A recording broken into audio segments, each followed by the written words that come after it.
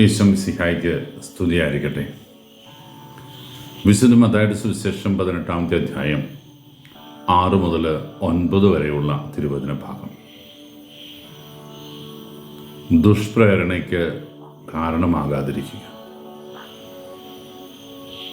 ഈശോ തൻ്റെ പ്രബോധനങ്ങളെല്ലാം ഉപമകൾ വഴിയാണ് ജനത്തോട് സംസാരിച്ചിരുന്നത് എന്ന് നമുക്കറിയാം.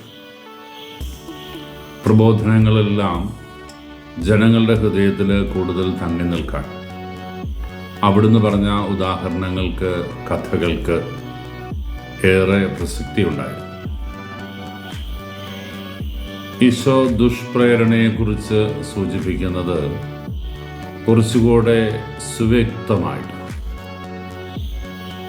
നിന്റെ കയ്യോ കാലോ നിനക്ക് പാപഹേതുവാകുന്നെങ്കിൽ അത് മുറിച്ച് കളയട്ടെ. നിന്റെ കണ്ണ് നിനക്ക് പാപഹേതുവാകുന്നെങ്കിൽ അത് ചുഴിഞ്ഞെടുത്ത് കളയണം. പാപത്തിന് കാരണമായ സാഹചര്യങ്ങൾ ഒരുവനെ തിന്മയുടെ അന്ധകാരത്തിൻ്റെ അടിമകളാക്കി മാറ്റുമെന്ന് വ്യക്തമായ സൂചന നൽകിക്കൊണ്ടാണ് ഈശോ നമുക്ക് ഈ പ്രബോധനം നൽകുന്നത്.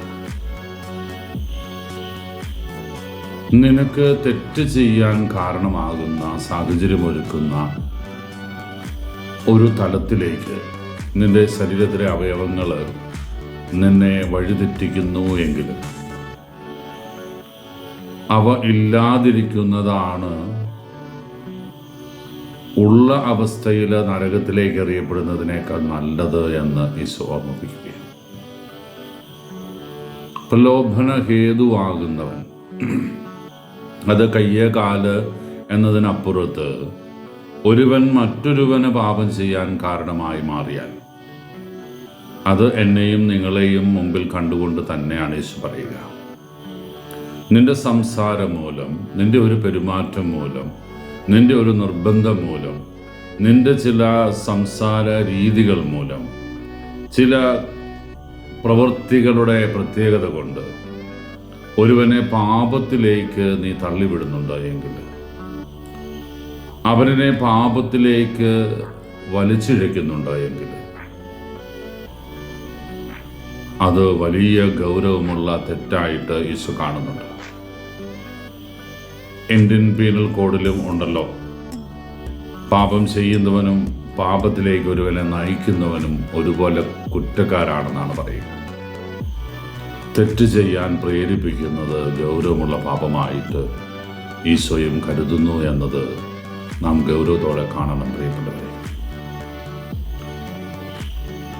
ആധുനിക കാലഘട്ടത്തിൽ മൊബൈൽ ഫോണിൻ്റെയും ഇൻ്റർനെറ്റിൻ്റെയും ഒക്കെ അമിതമായ ഉപയോഗം ഒരുപാട് കുടുംബ ജീവിതങ്ങളെ പോലും തകർത്തിട്ടുണ്ട് എന്ന് നമുക്കറിയാം.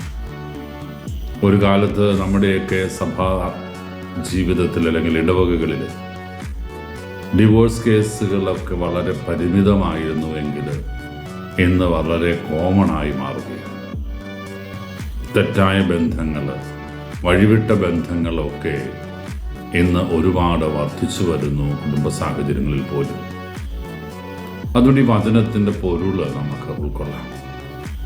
ഞാൻ ഒരുവളെ പാപത്തിലേക്ക് നയിക്കുന്നുവെങ്കിൽ, എൻ്റെ ഒരു വാക്ക് ഒരു കുടുംബജീവിതത്തിൻ്റെ സ്വസ്ഥത നശിപ്പിക്കുന്നുവെങ്കിൽ, എൻ്റെ ഒരു വാക്ക് ഒരു വ്യക്തിയുടെ ജീവിതത്തെ നെഗറ്റീവായിട്ട് ബാധിക്കുന്നുവെങ്കിൽ അതിന് ഞാൻ വില കൊടുക്കേണ്ടി വരുമെന്ന തിരിച്ചറിവ് നമുക്കുണ്ടാകട്ടെ.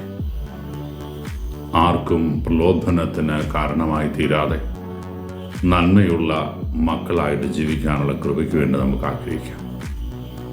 യേശു പറഞ്ഞതുപോലെ നമ്മ പാപത്തിലേക്ക് തള്ളിവിടുന്ന എന്ത് തന്നെ സാഹചര്യങ്ങളുണ്ടെങ്കിലും അത് പൂർണ്ണമായിട്ട് ഉപേക്ഷിക്കാൻ, ആ തലത്തിൽ നിന്ന് ഒരു തിരിഞ്ഞ് നടക്കലിന് നമുക്ക് തയ്യാറാകണം. ഞാൻ ഈ പോകുന്ന വഴികളും ഞാൻ ഏറ്റെടുത്തിരിക്കുന്ന ശൈലികളും ശരിയല്ല എന്ന് തിരിച്ചറിഞ്ഞ് നസ്രായൻ്റെ കൊടിക്കീറയ്ക്ക് കീഴിൽ അഭിമാനബോധമുള്ള ക്രൈസ്തവരായിട്ട് തീരാൻ നമുക്ക് ആഗ്രഹിക്കാം. ഇനിയുള്ള ജീവിതത്തിൽ എനിക്ക് എൻ്റെ തമ്പുരാൻ്റെ വിളി കേൾക്കാൻ. മനുഷ്യജീവിതം നീർക്കുമിളയ്ക്ക് സദൃശ്യമാണെന്നാണല്ലോ പറയുക. മരിക്കാനൊരു പ്രായമൊന്നുമില്ല. പാപത്തിലേക്ക് തള്ളിവിടുന്ന എന്തെങ്കിലുമൊക്കെ സാഹചര്യങ്ങൾ ഞാൻ മൂലം ഉടലെടുക്കുന്നുണ്ട് എങ്കിൽ അതെൻ്റെ നാശത്തിന് കാരണമാകാതിരിക്കണമെങ്കിൽ അത്തരം തിന്മയുടെ തലങ്ങളിൽ നിന്ന് മാറി നിൽക്കാൻ നമുക്ക് സാധിക്കണം. ദൈവസന്നിധിയിൽ ഹൃദയപൂർവ്വം നമുക്ക് പ്രാർത്ഥിക്കാം. എല്ലാ പാപ സാഹചര്യങ്ങളിലും വിട്ടു നിൽക്കാനുള്ള കൃപയ്ക്ക് വേണ്ടി നമുക്ക് ആഗ്രഹിക്കാം. പ്രലോഭനങ്ങളെ അതിജീവിച്ചവൻ, വചനം കൊണ്ട് പ്രലോഭനത്തെ നേരിട്ടവൻ എനിക്കും നിങ്ങൾക്കും ശക്തിയായി തീരട്ടെ. ഈശോ നമ്മെ അനുഗ്രഹിക്കട്ടെ. കർത്താവ് മിശിഹായുടെ കൃപയും പിതാവായ ദൈവത്തിൻ്റെ സ്നേഹവും പരിശുദ്ധാവിൻ്റെ സഹവാസവും നാം എല്ലാവരും കൂടി ഉണ്ടായിരിക്കട്ടെ, ഇപ്പോഴും എപ്പോഴും എന്നേക്കും. ആമേൻ.